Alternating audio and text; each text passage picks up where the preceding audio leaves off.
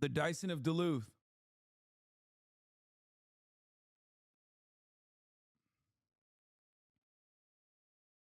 Could also become an issue on this campaign trail. U.S. military hit targets in both Iraq and Yemen last night after attacks on American forces. Charlie Daggett reports on the risk of a wider war in the region. With each F-18 fighter jet taking off from the USS Eisenhower and yet more overnight bombing raids, America's involvement in what has now become a regional fight has escalated by the day and night. The new strikes against both Iranian-backed militias in Iraq and Houthi targets in Yemen follow U.S.-led bombing raids just the night before, conducted alongside British Typhoon fighters. Defense officials say the strikes were retaliation for more than 150 attacks directed at U.S. forces throughout the region since the war in Gaza began, endangering the roughly 900 elite U.S. troops in Syria who we have visited in recent years and witnessed fighting alongside local Kurdish forces battling ISIS, to American troops on bases across Iraq, where the military maintains a force strength of around 2,500 soldiers. But it was the Yeah, Trump really airstrike Qasem Soleimani and people just shouted at him not to be so aggressive. We got lucky that Iran didn't really do shit after that. Yeah, it's like kind of shocking because everybody always talks about how fucking good at terrorism Iran is supposedly and Iran supposedly is, and like not a single motherfucker was killed in an act of terror in like the Western world after that, which is kind of crazy.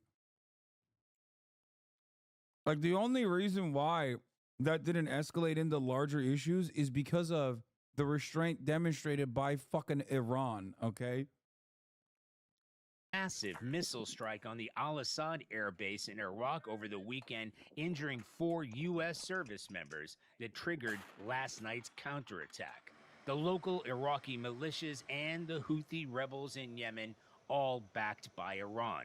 On the strikes in Yemen, U.S. officials downplayed any talk of escalation. Well, first of all, I wouldn't define it as a conflict. Again, I would define it as action that's being taken to disrupt and degrade Houthi capability to conduct attacks against the international community. Dude, considering that I saw Alden Markey tweet this the other earlier today, but like considering that these are like naval radar positions that they're shooting, and that the Houthis are the de facto, the Ansar Allah is the de facto government of Yemen. It's kind of like America is slamming at like the actual official like naval sanctioned radar positions of another country. Like it's like if someone else, that's how unimaginable it is. It's like if someone else came to our country and like started just actively blowing up our radar that they knew was there, because that's like in times of no conflict, that's, you know, that they're there. Like there's a, yeah, it's like Pearl Harbor. Sorry, dog. You refuse to sell us you refuse to sell us oil? Fuck you. Gonna do Pearl Harbor now.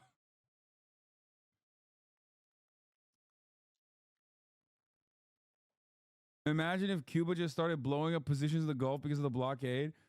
No, like, it just doesn't make sense that, first of all, we've done this to Venezuela, by the way. What? Come on, guys, chill. Mischievous training and gaining muscle for the girls, and y'all talking about politics? Yeah. What the fuck, guys? Chill.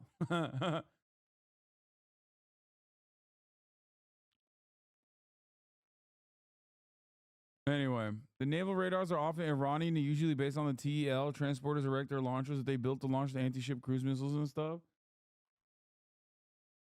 Aren't some of the positions that they're blowing up utilized for civilian use in times of not war, though?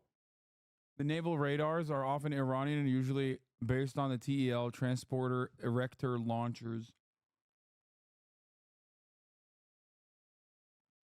Like it's what you would normally use to communicate with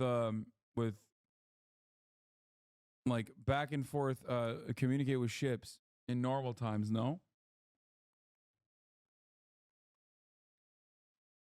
The worst thing Trump did in foreign policy for libs was threatening NATO. His masters would never allow it, nor did Trump really believe it. Now you have a MAGA communist thinking he meant that shit.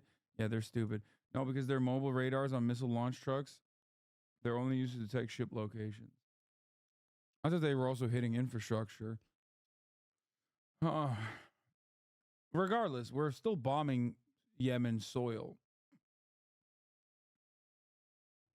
which is unacceptable in general, but and escalating.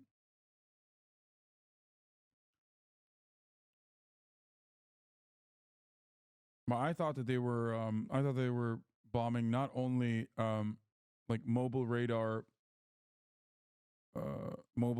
positions, but like naval radar.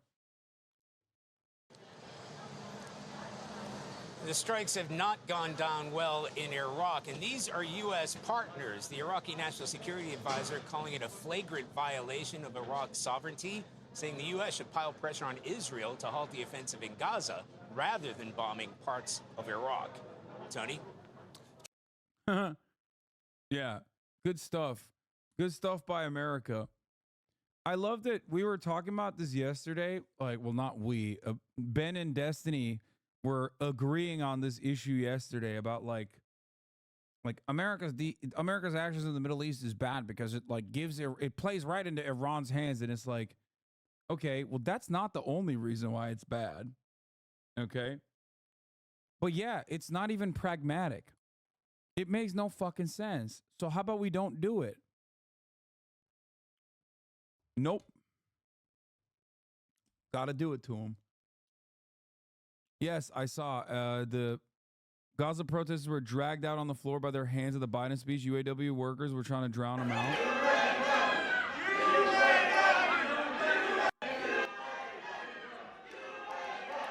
Yeah, we don't give a fuck, dog. The Gaza protesters are UAW workers. I just interviewed 3 of them. Yeah, that makes sense.